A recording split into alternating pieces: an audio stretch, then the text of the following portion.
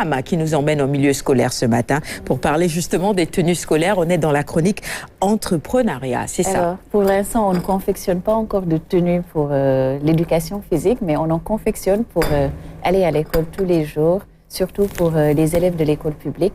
Donc, le chef de l'État avait accompagné le secteur de l'artisanat dans le cadre des efforts de relance post-Covid en mettant une enveloppe de 10 milliards pour accompagner les tailleurs particulièrement avec le programme de tenue scolaire piloté par le ministère de l'Artisanat. Il était question donc d'avoir une répartition territoriale pour que chaque région puisse y trouver son compte. Au terme de plusieurs mois, en tout cas, d'exécution de ce programme, on commence à voir les premières tenues et nous avons eu la chance de rencontrer à Sokone une des bénéficiaires de ce programme qui s'appelle Fatou Baro. Elle a eu à bénéficier de d'une commande de 3000 tenues pour des garçons et nous l'avons interrogée sur comment elle a fait pour bénéficier de ce programme et aussi sur l'état d'avancement de sa commande. Je vous propose de l'écouter. On m'a fait une commande de 3000 blouses et je crois que c'était le début et j'ai accepté. Mais j'ai fait toutes les démarches pour la première fois. J'ai dit que j'essaye pour que mon entreprise puisse évoluer. La première fois, on est venu ici et recenser les ateliers. Lorsqu'on a recensé les ateliers, on a dit que si tu as un INEA et un cadre de chambre de métier, tu pourras faire partie de la commande que le président a donné pour les tenues scolaires. Ça a commencé par cela. Après, j'ai parti à Fatick et j'ai fait mon INEA et j'ai fait mon tampon. Tous les papiers qu'on m'a demandé, je les fait. Après, j'ai déposé, comme tout le monde a fait. Lorsque j'ai déposé, certes qu'on a vu que tous mes papiers étaient légaux. Ils ont eu confiance en moi et à ma capacité en tant que femme, parce que moi, je me débrouille en tant que femme. Et j'ai mon atelier au marché. C'est pour cela que je me suis lancée moi aussi. Tout ce qu'on m'a demandé, je l'ai fait. Si on me dit fais aujourd'hui cela, tu dois venir à Foundiougne aujourd'hui, je pars et je dépose, je reviens. Et ça se passe bien. À part difficulté de tissu d'âle, mais ça va. Mon équipe a rassemblé les premiers à CICP en ce moment. C'est les 1000 blouses là qu'on fait ensemble. Chacun, on fait le travail à la chaîne. Les blouses, c'est à 2500 les longues manches, les courtes manches à 2300. Garde les garçons. Parce que moi, je cours pour les garçons. En personnel, j'ai 7 machines. J'ai des enfants à prendre la couture comme celle-là. D'autres ne sont pas encore revenus. Mais j'en ai 5 qui apprennent.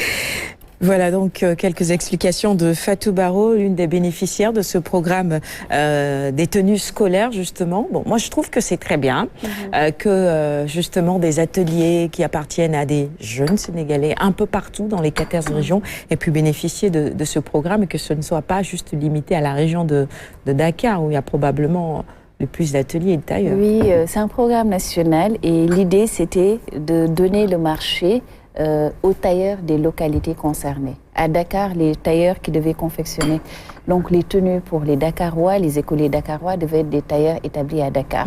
Pour chaque région aussi, c'était le cas. Donc, l'objectif, c'était vraiment de répartir l'enveloppe pour que chacun puisse y trouver son compte.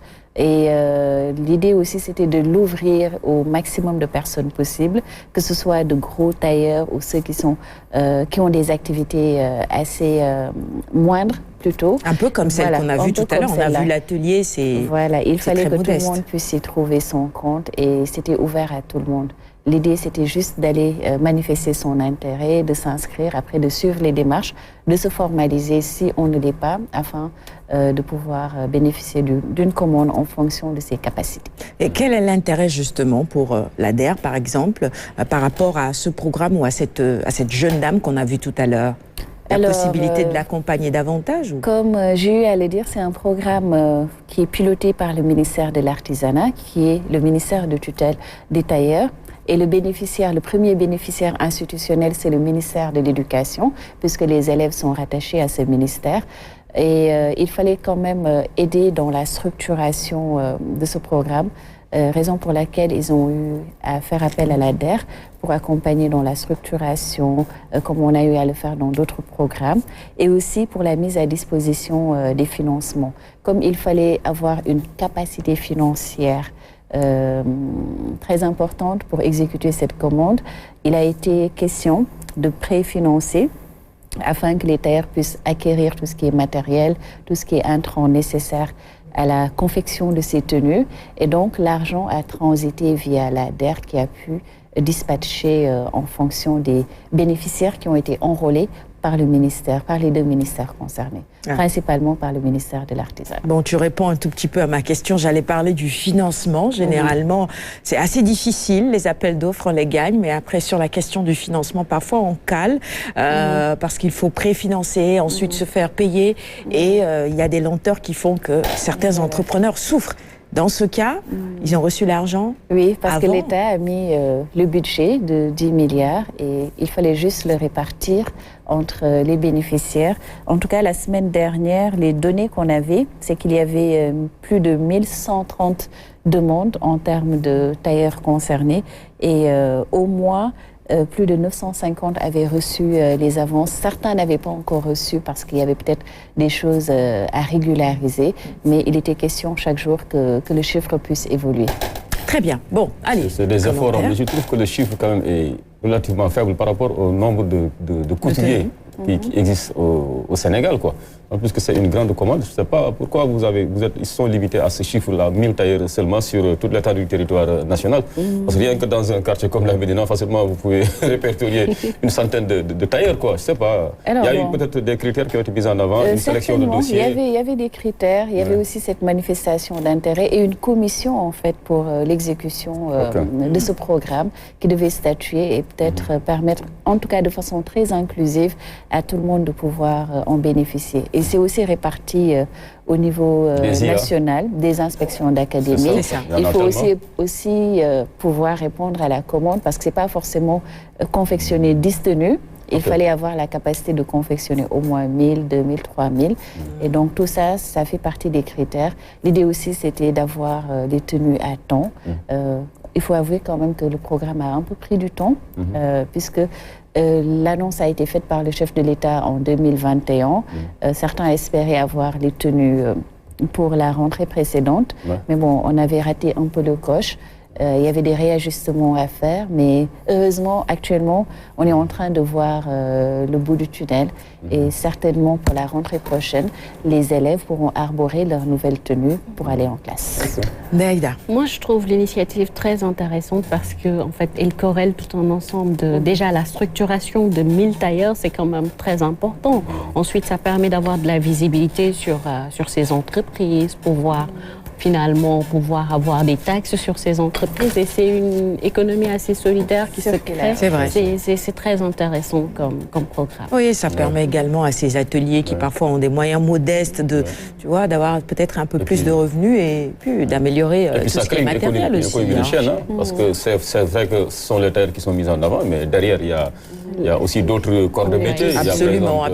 Les tissus qui sont vendus. Les vendeurs de tissus. Oui. Voilà, ceux qui s'occupent de la mercerie. Voilà. Et aussi d'autres également, je pense, parce que la broderie également, peut-être, parce qu'il va falloir peut-être mettre un peu les initiales. Et tout ça. Donc, je pense que il y a une économie de chaîne qui se crée et c'est une bonne chose, quoi, que de verser une telle manne, en tout cas aux artisans, naturellement locaux, et surtout, qui sont surtout donc en région, quoi. Parce que souvent, en tout cas, ceux de Dakar ont tendance un peu à capter une grande partie de la commande du public. Il faudrait bien penser à ceux qui sont en région. Par exemple, cette dame-là qui est à Sokone, il est clair que sur l'année, elle ne peut pas avoir 1 million donc en termes de revenus, parce qu'on sait comment ça se passe. Comment vous marchandez, vous les dames, surtout quand vous allez auprès donc des couturiers et couturières. Parce que les hommes ne marchandent pas, c'est les dames qui marchandent. Les hommes sont plus généreux quand même. Ils marchandent peu, sincèrement. Demandez au taximan. Demandez au taximan. C'est vrai, mais il a raison. Les femmes marchandent beaucoup. Exactement. Sur 100 francs, on veut enlever 25, 10 francs et puis... Moi, souvent, quand j'accompagne madame au marché, elle me pince comme ça. Tais-toi. Mais c'est elle les grandes acheteuses. Vaut mieux avoir 100 femmes avec qui on peut avoir un bénéfice de 5 francs plutôt que d'avoir 2 hommes avec qui on a un bénéfice de 20 francs ou 50 francs. Moi, c'est l'autre version que j'entends souvent. Les économies d'échelle. De nos amis taximens. Ils disent qu'ils préfèrent de loin avoir un client, bien sûr. Mais il est rare. Plutôt qu'une dame. Mais ce ne sont pas de clients fidèles. Les hommes consommateurs. Les hommes mais c'est eux qui doivent. Non. derrière, non, mais à la base. je suis quand même un peu d'accord avec elle. Les femmes marchandent beaucoup, énormément. Et parfois, c'est des femmes, de braves sur une dames. petite marge, sur une petite 100 francs, 200, mais quel marchandage. Alors, la règle, c'est qu'un commerçant, ils ne vont jamais à perte. Ça, il faut se le dire. Donc, même si les femmes marchandent, à la fin, quand le commerçant te vend le produit, dis-toi qu'il a fait au moins une petite économie. Une toute petite économie. Docteur Ning, on revient à la question des tenues scolaires, ou bien vous voulez trancher le débat sur les femmes et les hommes? Absolument pas. Et sur les tenues scolaires. Oui. Moi-même, je vois ce qui se passe sur le marché, mais derrière cela, je pense que c'est important de le signaler, derrière cela, il y a cette convivialité autour des achats. Je vous assure qu'au plan médical en général et au plan psycho-affectif, ce n'est pas négligeable. Le fait de pouvoir converser entre commerçants et acheteurs ou clients fait partie de la chaleur humaine sénégalaise. Et comme madame vient de le dire, nous avons l'assurance que les commerçants ne vendent pas à perte. Et donc, nous les clients, nous sommes les rois, nous restons les rois, donc nous allons continuer à marchander. Alioune. Non, je m'incline. La loi de la majorité. La dure loi de la majorité. Et du bon sens. Très bien. Il nous reste une petite minute. J'aimerais quand même avoir vos avis aussi sur les tenues scolaires. On sait que ça a fait débat pendant très longtemps. Certains étaient d'accord, d'autres étaient carrément contre et se disaient qu'il fallait laisser les enfants continuer à venir avec les tenues de leur choix, tout simplement, ou les tenues choisies par les parents. Pourquoi mettre tout le monde en uniforme? Le débat était sur la table. Quel était votre avis sur la question? Peut-être... Non, Rama, je vais finir avec toi, Ndé Aïda. Enfin, je pense que c'est quand même intéressant de mettre la les tenue enfants, scolaire, c'est bien. la tenue, parce que c'est plus solidaire. Après, on n'arrive plus à remarquer les différences de classe sociale. Et l'école, par essence, doit éviter justement de mettre en exergue des différences de classe sociale. C'est ça. Alioune. Je pense que hier déjà j'ai donné mon avis par rapport à ça. La plus d'équité à l'école, plus d'égalité. À lundi avec Anta? C'était déjà lundi. Oui, c'était lundi. On est mercredi aujourd'hui. Lundi, c'est ça, avec Anta. Donc plus d'égalité, moins de complexe chez certains élèves, parce que j'imagine qu'il y a beaucoup d'élèves, surtout chez les filles, qui ont dû écouter leurs études tout simplement parce que leurs parents n'avaient pas les moyens de leur permettre quand même de bien s'habiller. Vous connaissez la rivalité entre filles, surtout à l'école. Donc de guerre là, finalement, elles décident d'arrêter l'école juste parce qu'elles n'avaient pas, en tout cas, de tenue, disons, voilà, décente à la mode, quoi. Maintenant, avec l'uniforme, tout le monde est au même niveau et voilà, tout le monde se sentira beaucoup plus à l'aise pour aller à l'école sans aucune gêne, quoi. Je pense vraiment que c'est une formidable chose, quoi. Parce que moi, je suis pour, quand vous faites le tour de certains pays anglophones, voilà, il n'y a pas de... Non, c'est déjà le cas dans de nombreux pays de la sous-région. Coiffure, coupe à la garçon, voilà, tenue uniforme pour tout le monde. Voilà, et ainsi les parents même en fait vont beaucoup plus économiser. Voilà, mais quand vous voyez nos enfants qui vont à l'école, comme si elles, et surtout vous, les petites filles, comme si elles allaient en boîte de nuit, c'est extraordinaire, c'est effarant. Hein? De la tête aux pieds, les garçons aussi maintenant mettent des tenues qui nous choquent aussi, hein, mon cher Alioune. Hein? Les garçons, les jeunes garçons. Non, mais c'est surtout beaucoup plus accentué chez les filles, quoi. Donc vraiment, ça c'est une réforme qui vient à son heure. Oh, les garçons mettent maintenant des pantalons très serrés aussi, on dirait des collants. Avec des clips dehors et tout ça. De deux côtés, voilà, il y a des choses à revoir. La tenue scolaire viendra refermer un tout petit peu le débat sur toutes ces questions. Docteur Ning, et ensuite je termine avec Ramatoulaye. Je suis un grand partisan des tenues scolaires. Je rappelle qu'à l'origine, l'école c'est d'abord un milieu d'éducation avant d'être un milieu d'instruction. Exactement. La tenue, parmi les nombreux rôles positifs qu'elle joue, je pourrais en citer quelques-uns. Premièrement, ça renforce la notion d'appartenance à un groupe, à une communauté. Quand nous avons tous la même tenue, ça veut dire que nous sommes tous élèves dans la même école en fonction des couleurs. C'est vrai. La tenue renseigne également sur la culture de l'humilité. Nous sommes tous pareils. Autant nous sommes égaux devant Dieu, autant aussi dans la vie, et c'est excellent que l'école sénégalaise puisse dire nous sommes tous élèves. Et enfin, pour ne pas faire une liste trop longue, imaginez combien de fois dans la circulation, lorsque les automobilistes voient que ce sont des élèves, le premier réflexe, c'est de freiner, c'est de rouler plus doucement, c'est de faire beaucoup plus attention. Je vous assure que derrière l'aspect vestimentaire, la tenue scolaire est d'abord un facteur d'éducation sociale. C'est vrai. Exactement. Et de sécurité aussi, vous l'avez rappelé. Parfaitement. Parfois, on croise des enfants dans la rue, et puis avec la tenue, on peut tout de suite savoir que c'est un enfant qui vient de telle école ou de tel établissement. L'enfant s'est perdu, on sait exactement où il faut le ramener et tout ça. Ça aussi, c'est important. C'est des aspects sur lesquels on pourrait insister. Je termine avec toi, Rama. Alors, comme tout le monde, je suis une partisane de la tenue scolaire. À notre époque, nous, on n'avait pas de tenue, on avait des blouses. Et j'aimais même les porter les samedis et les dimanches. Même pendant les vacances, parfois, je portais ma blouse parce que j'en étais fière. J'avais ce sentiment d'appartenance. Peut-être le casse-tête qu'on avait, nous, c'était qu'il fallait quand même porter un autre vêtement sous la blouse. Et ça, pour dormir même, on se demandait demain, tiens, qu'est-ce qu'on va porter? On perd beaucoup de minutes pour se dire demain, quelle sera la tenue à porter pour aller à l'école. Même dans le milieu professionnel, pour moi, si on avait des tenues, ce serait parfait. Tu veux nous mettre en tenue maintenant? Aline, tu veux bien. Rama voudrait qu'on soit en uniforme pour la matinale. Dans les banques, pour certaines... Non, ça, je sais pas. Voilà. Parce que j'ai... De porter des polos, des jeans. Des polos, des jeans. Les filles. Nous ne sommes pas dans l'armée quand même, mais dans un corps paramilitaire aussi. On mettrait Keliba.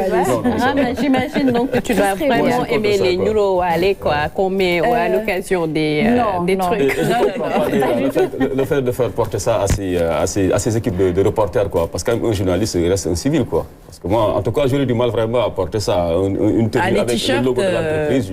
Peut-être pour des événements, voilà, bien définis, voilà, spécifiques. Quand on va en mission, je peux comprendre, quoi, pour vendre la maison et autres, quoi. Mais à temps plein, tous les jours, au quotidien, aller faire voilà, certaines politiques avec le logo de l'entreprise, comme si vous étiez un soldat là. Alors quand même, vous avez opté pour le journalisme, c'est un métier véritablement qui, voilà, où c'est, voilà, on est libre, c'est l'esprit, c'est voilà, critique, voilà, il faut être libre de s'affirmer. Je pense que c'est ça qui fait le charme de ce métier. De se vêtir, quoi. Une fois, bon, je ne vous dirai pas le nom de l'entreprise, mais j'ai fait un stage quelque part, ici à Dakar, bon, en deuxième année du CESTI. Bon, parce que j'avais du temps à perdre, je me suis dit, bon, je vais le perdre utilement. Mais là-bas, on nous imposait un t-shirt, là. Tous les matins. Avec le logo de l'entreprise. Moi, je ne porte jamais. Tous les matins. Moi, je ne porte jamais. C'est un rebelle. Moi, je ne porte jamais. Ça, je ne peux pas. Parce que je suis journaliste. À la base, mon père était un homme de tenue. Donc, j'ai été habitué à cet environnement. Le fait de le voir tout le temps en tenue, pratiquement, finalement, c'est même une corvée, quoi. C'est une contrainte. Même l'occasion de la Tabaski, il a fait souvent certaines fêtes de Tabaski, du fait donc du commandement, parce qu'il est sous commandement. Alors moi, j'ai opté pour une autre voie, on m'impose la tenue. Alors, j'aurais dû tout simplement faire l'armée, ça a été beaucoup plus simple. Tenue civile, pas tenue militaire. Tenue civile ou autre, moi je suis contre l'uniforme dans le milieu du journalisme. Non, je suis contre ça. Dans le milieu du journalisme. Mais voilà. En milieu scolaire, on est tous d'accord. Ouais. Voilà. On termine avec toi, Rama.